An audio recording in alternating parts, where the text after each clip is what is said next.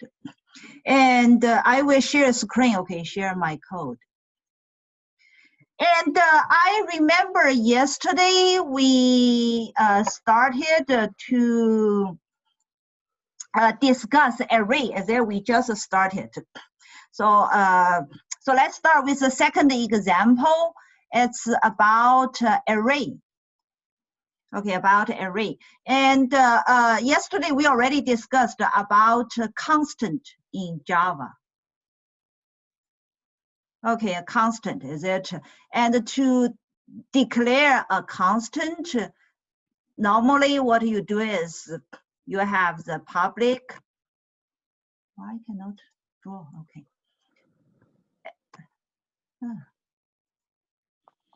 So define public, and it must be static. Later on, I will give you detailed explanation, okay, about static, but temporary, you just remember this because all of the method here are static method. And also final keyword. Final means you cannot change it, is it? And the type of the constant is integer. And the name of them, generally speaking, for constant, we use all cap, is it? So max is represent 999. Okay, so that's a constant definition. And then if you do this print line, you will see it's 999. Okay, and last class, I remember we already explained how to declare a string. So to declare a string, the very first, not declare a string, declare an array, it's type. So data type, is it? Then square brackets, then name of the array, is it? So this is just declare. Declare, okay. And declare, that means last class we also learned, is it? And this is going to be, we're going to use a lot. So in Java, we have the runtime stack.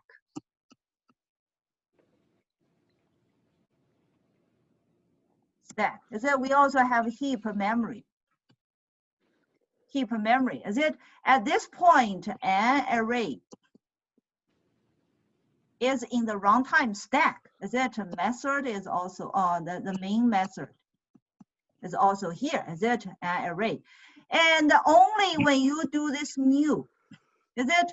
When we do new, and over here, we, in last class, we also said, each integer is 4 bytes, is it? And here we have 10 integers, so we need 40 bytes of memory, is it? And this new int will be done on heap memory. Okay, keep this in mind. It will be done on heap memory. And then you assign it to this array. So array will point to this 40 bytes of memory on heap. Okay, so that's what we already explained last class. And then I said to access each individual item in an array, is it? Because this array, so, and also remember to use an array. To use an array, you need to declare. You also need to allocate heap memory. Okay, with new. So don't forget about this, and also specify how many elements. So number of elements for this array. And also array size cannot be changed.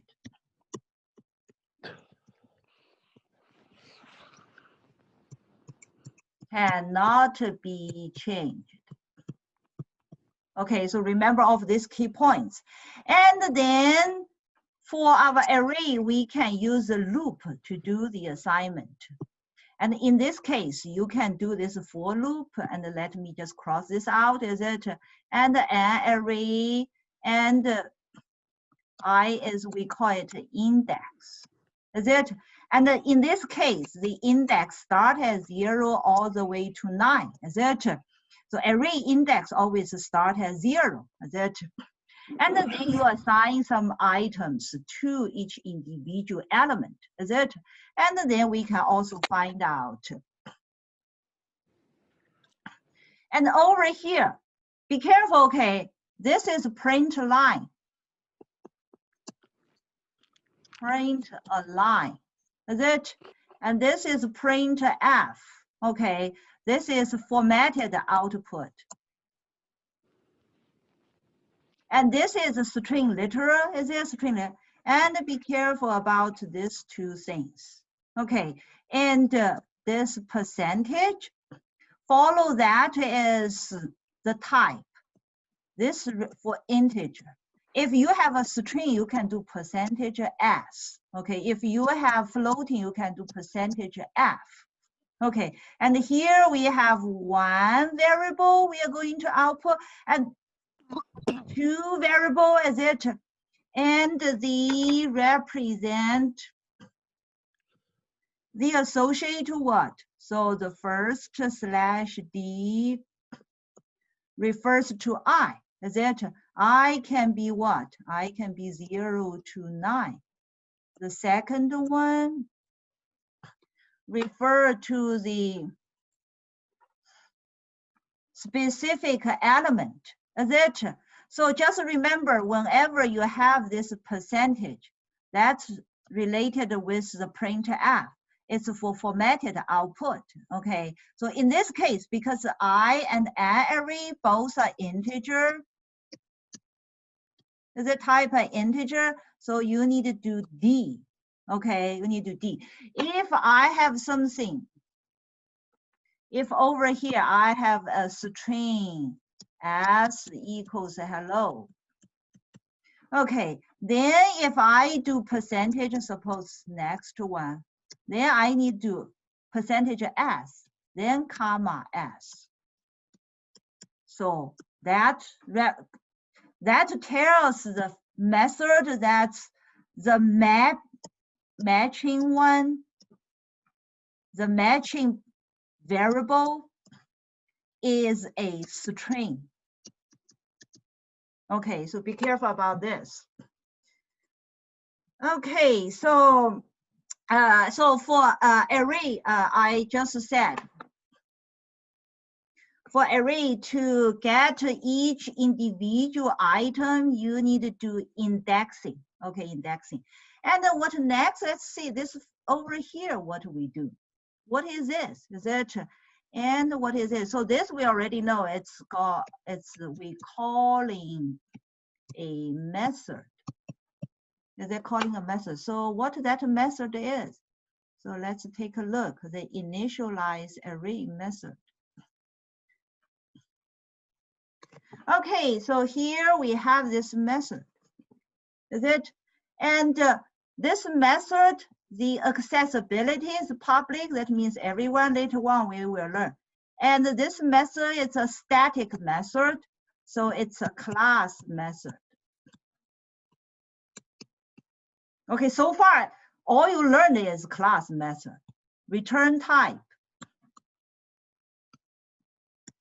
So nothing, is it? Name of the function. So method name. Is it?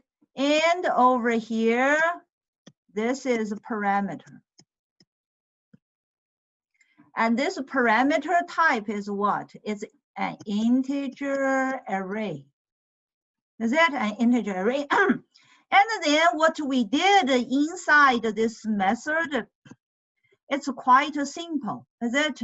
You just assign each individual item, is it, with some value. This is pretty straightforward, is it? Okay, nothing new here. Okay, and if I do something like this, if I cross out this comment, if I add this statement before this for loop, I said, oh, init array equals new int. So what will happen? Is it when you call this function, what your array will have the value? So basically then in this case, When you call that initial array, then it won't have this value. It won't. Okay. So what happens here? So here, let's see. I forgot what the name is. So in main, it's called an array, is it?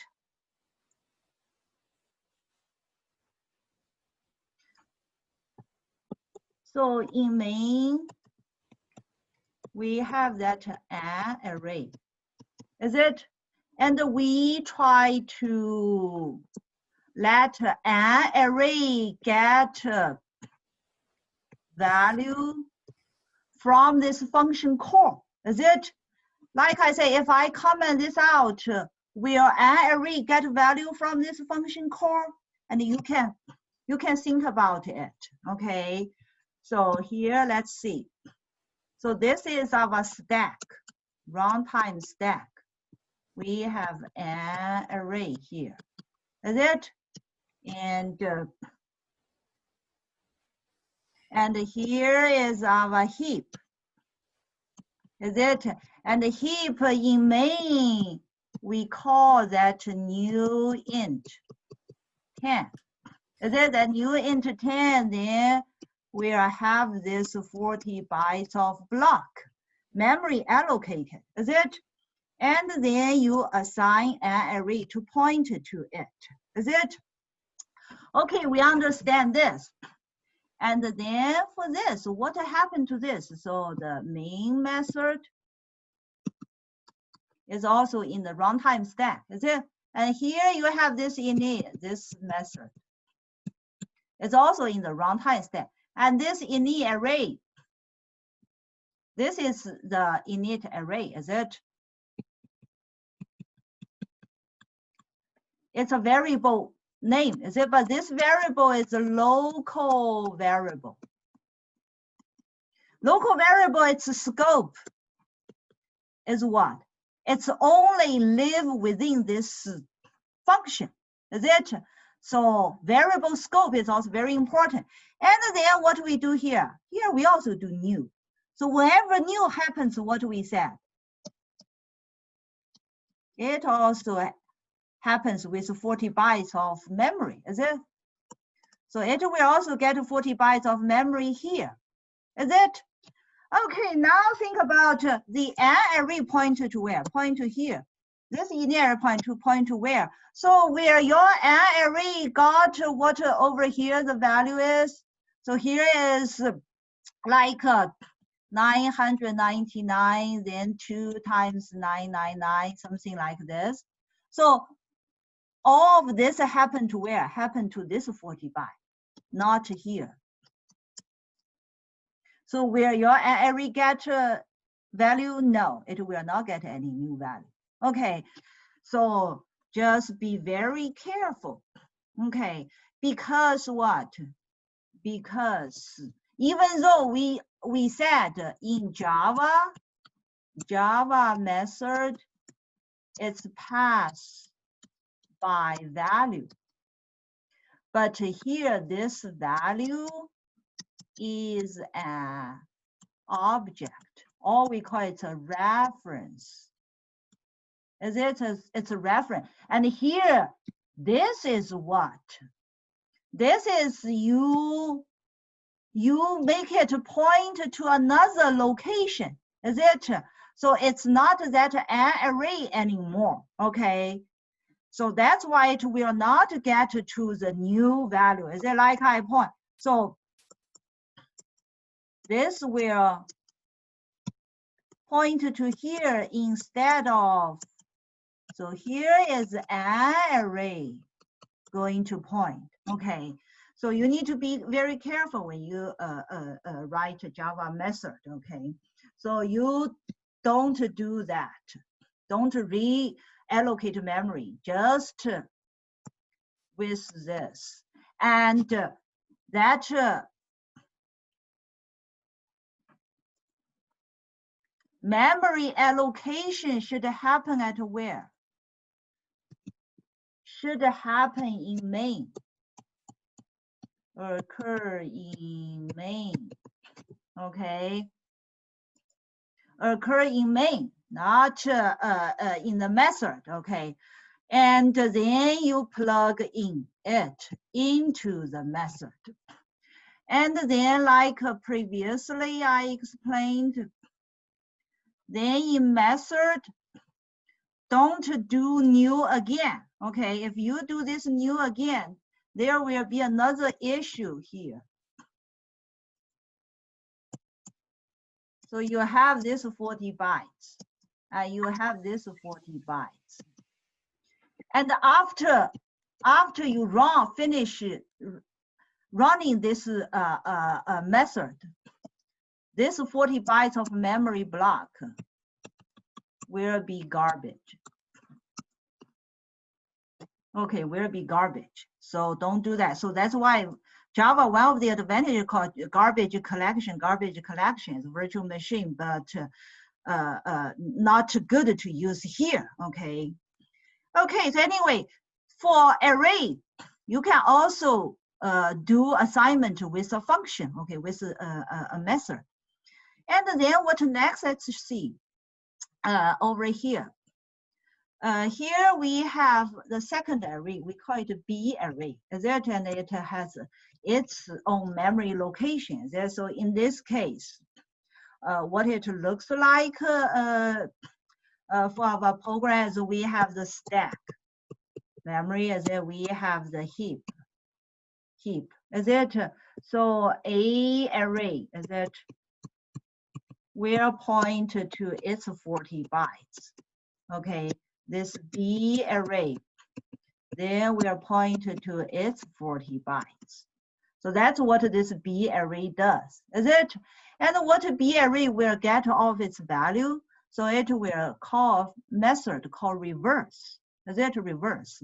And then after you call it, you try to output of the elements, So be careful, B is at another location, okay? And then let's see what the reverse method does.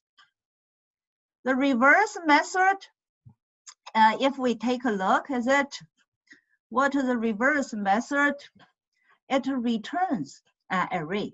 So an array can also be returned.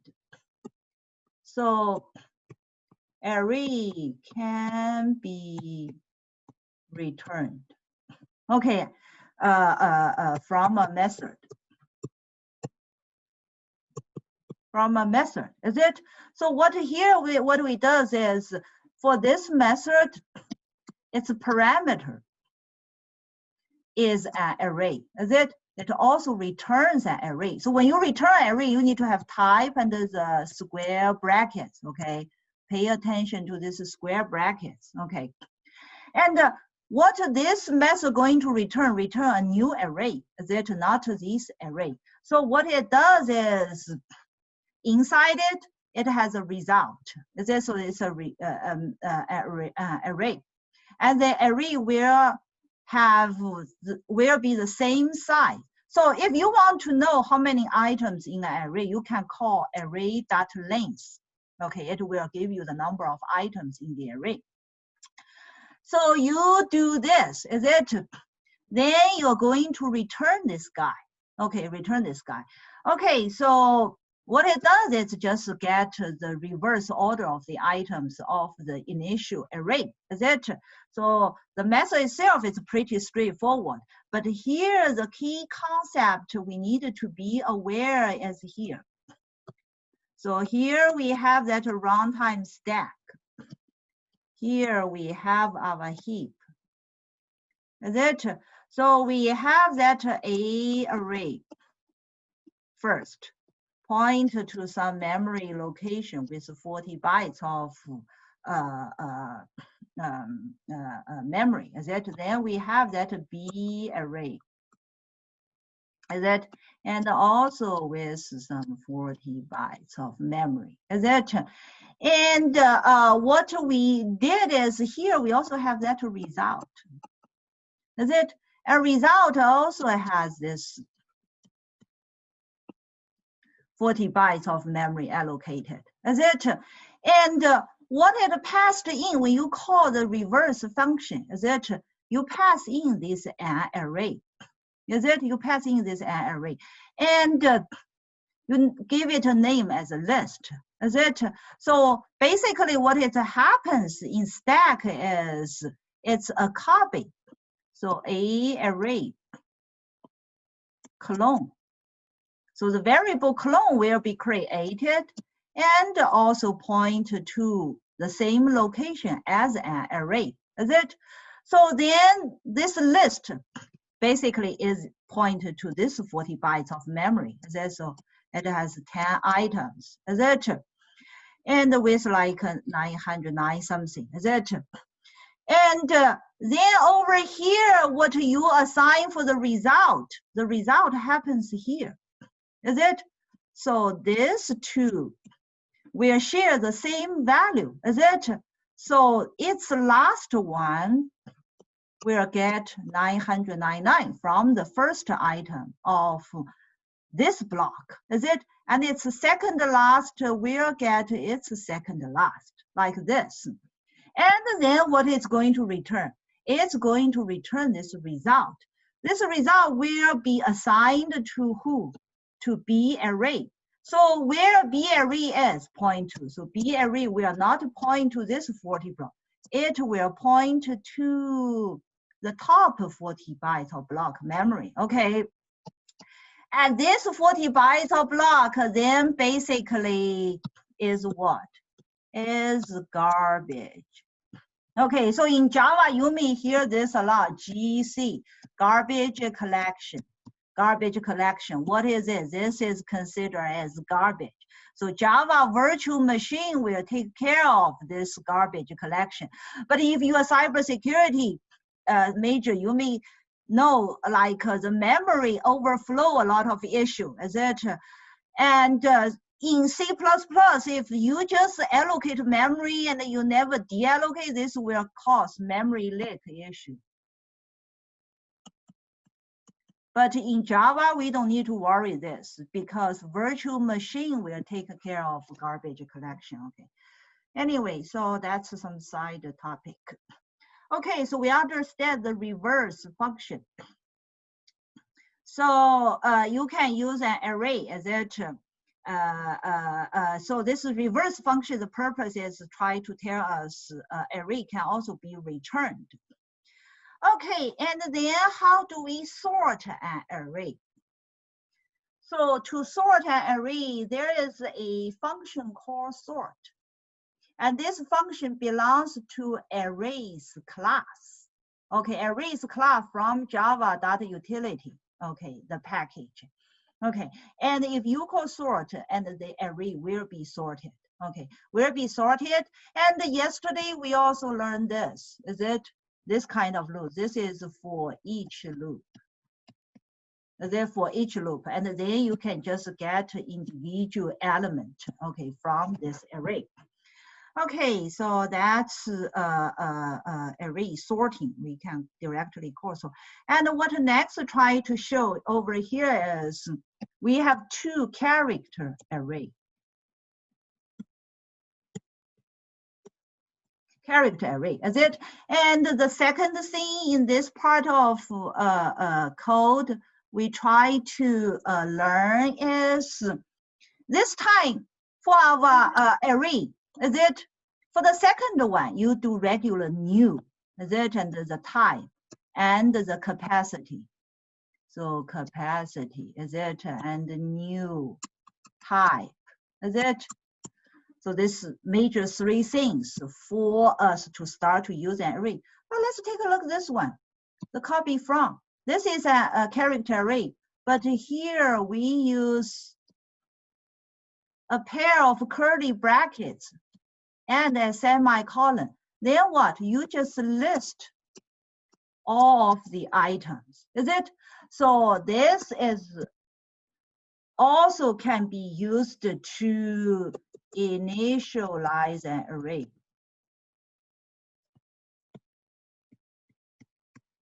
And you don't need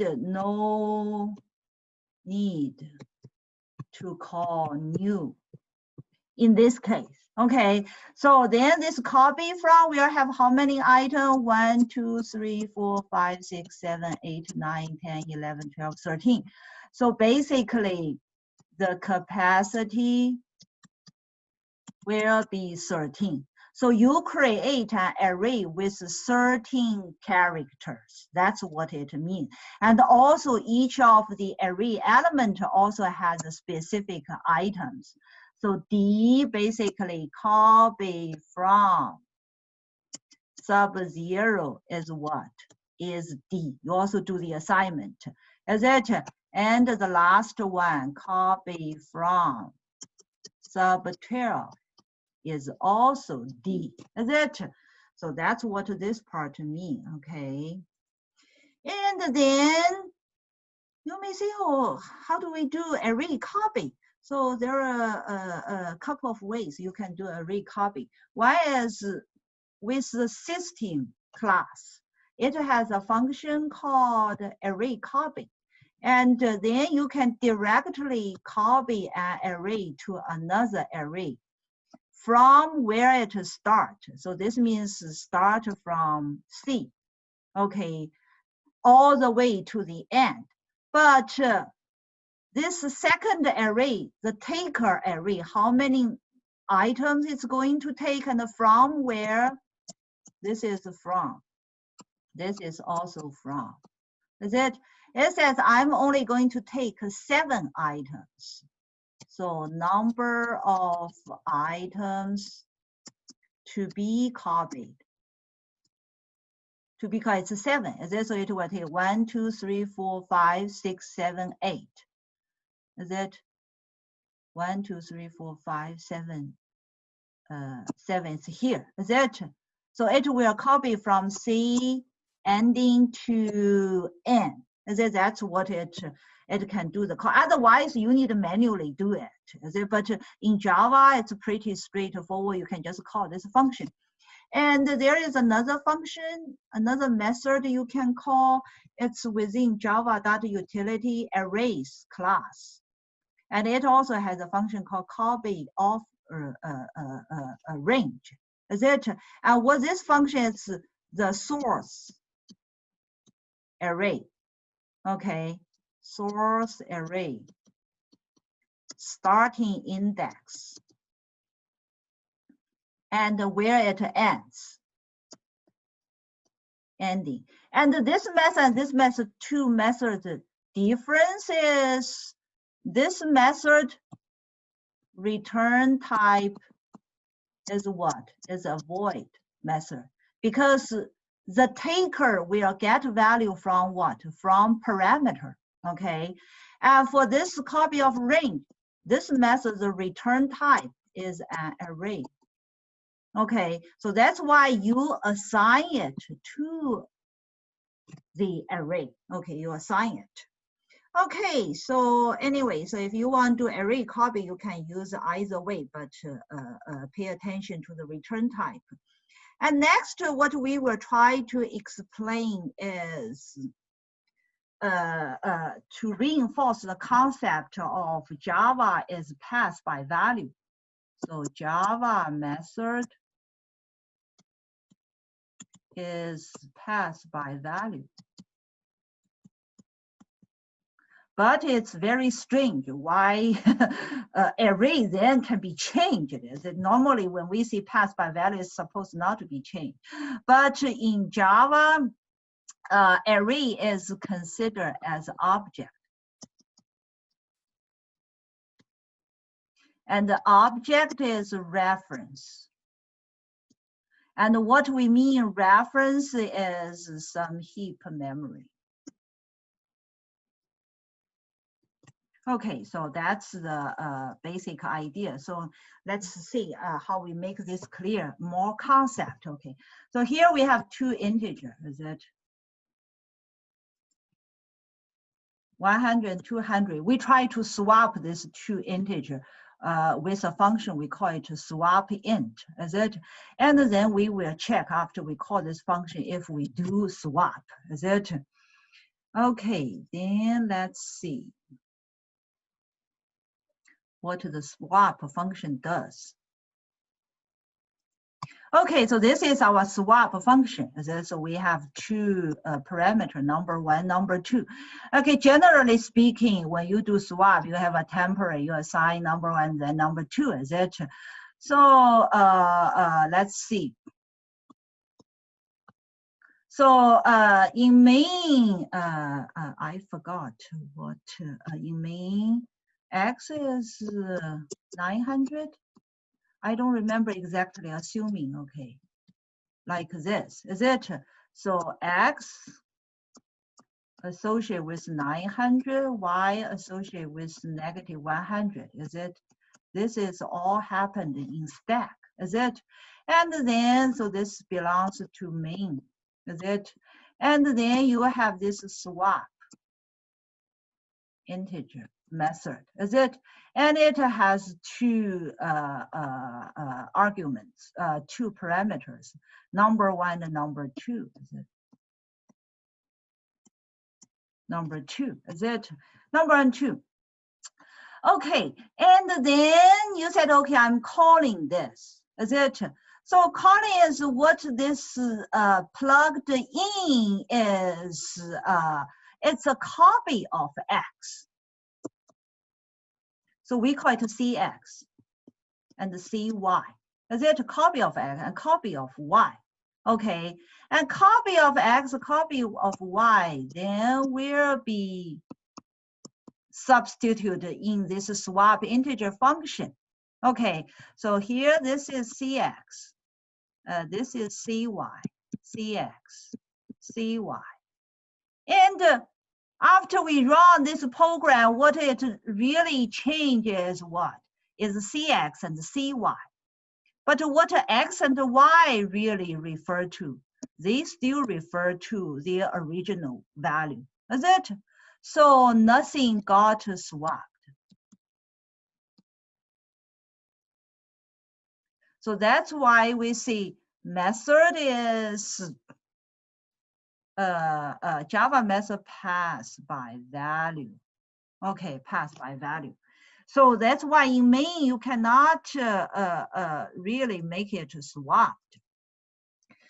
But that's going to be a different story. Okay, so let's see over here, it cannot be so. Then let's see, okay, if I have two, if I store one, those two values in an array, then I pass in array element, still call that, where that be happened, is it? What will happen? Then in this case, if you take a look,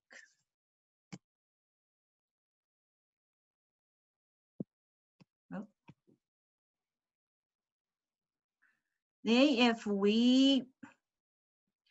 we do something here, is it? So here we have ARR, is it? So ARR then is going to be referred to, so here we have ARR 0, ARR 1, is it? In heap, is it? In heap. And one is with 100, the other is with negative 100, is it? Then you call that swap. Is it? And the swap, what you pass in is ARR 0 and ARR 1, is it? But that's not the heap, the location. What you passed in is CP, is a copy of ARR sub 0 and a copy of ARR sub 1. Okay, so just the copy is just some name here, is it? And what it's going to refer is, okay, the copy is going to refer to this one and this one, is it? And then what you swap this two copy. You swap this two copy, but you didn't change it. So this is untouched. Untouched, is it? That's why after you call this, if you check ARR 0, it will be what? It will be still 100. But the copy But the copy after the method terminates, it doesn't exist anymore. Okay, the shortcoming. Okay, so that's the concept here. But if we have another method, we call it swap array. Let's see what will happen. Okay, this time we have this swap array, is it? And this swap array, it has an array as a parameter, is it? And we call swap ARR, is it? And we plug in with our ARR array. So this is our ARR. And over here, we have ARR sub 0 and ARR sub 1. Is it? This is 900. This is negative 100. Is it? It's point to this memory location. Okay, so this time we plug in with array. Is it? This array. So we call this swap ARR method. Is it? It's plugged in to this method. So it will be this array itself. Is it? Not a copy of this array. Is it? So what it happens, okay, it will try to exchange the value. Is it? So this time, what is temp? So this will be temp. What this temp point to is point to here. Is it? And then AR0 will get what value? Okay, so temp will store what? Will store 900. Then ARR0 will get what? Will get negative 100. Then AR1 will get, well, it will get the temp. So it will be changed to 900. So this time you see the value updated on heap. Is it? It's updated on the array itself. Okay. That's why after you call this, and if you want to do the change, do the check, you will find it did get swapped. Okay. So that's the difference. That's different. So if you want to write the swap function, and if you do the array way, then it will work. Okay, otherwise you can see it will not work, because then in this case we have this array, and the array just has two numbers, is it? And then you assign those two numbers, and then you plug in each individual element to this method. Is it? Then this time it will work. Okay, so here the takeaway is, once again, we explained that array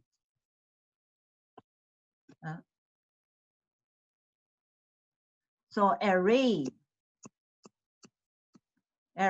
is object. Okay, array is object, so be careful here. Okay, and I think that's all of today's materials, and I don't think I need to get more materials. It will be too much. And going to stop sharing. So any questions from you? If you have any, let me check. I have the chat, maybe you have. Yes, I have a question. Yeah, please. Yes. So when, like, every week is the assignments due? Like what day? Assignment due date. If you check, I don't remember exactly, but for each assignment, we have the due date. Okay. Yeah, the latest one I think it's today. Is it the report and the forum discussion? Yes. Yeah, yes. That's due today.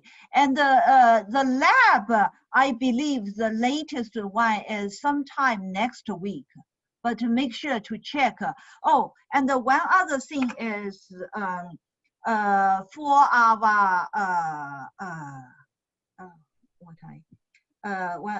for the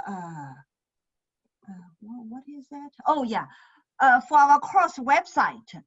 So all the examples you can find not on the welcome to CS265 unit. Now we already moved on to the next unit. It's called Java review. Is it Java review? So our class example you can find on the Java review. Let me find it out. Okay, let me log into my Moodle. Hold on. Let